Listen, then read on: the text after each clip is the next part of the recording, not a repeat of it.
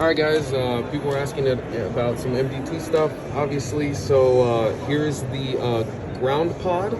This is the more budget version, and by budget, that just means that price point wise, and obviously some features versus the SkyPod, but price point wise, it's I believe $199. So you have that. Some of the interesting features about this is you have like a pod lock style. This is for the cant. There's no pan.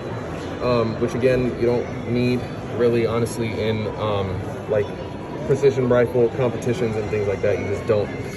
Push button for the legs, so it's going to be very similar to the rotations of like an Atlas, where it can go forward 45, reverse 45,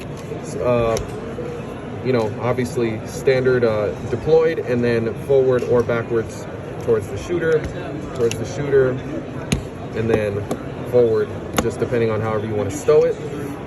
The other thing is that, and I'm going to try to do this with one hand, you can just pull the legs down, which is really cool. You don't have to push this. You only have to push this to get it back up, but you can just pull the legs down as much as you want.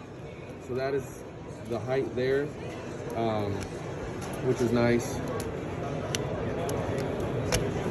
And then it will also accept all standard SkyPod and Atlas feet. So if you have a preference on those, I know people like to run like Hawk Hills and stuff like that. But yeah, I think it's a pretty neat budget tripod.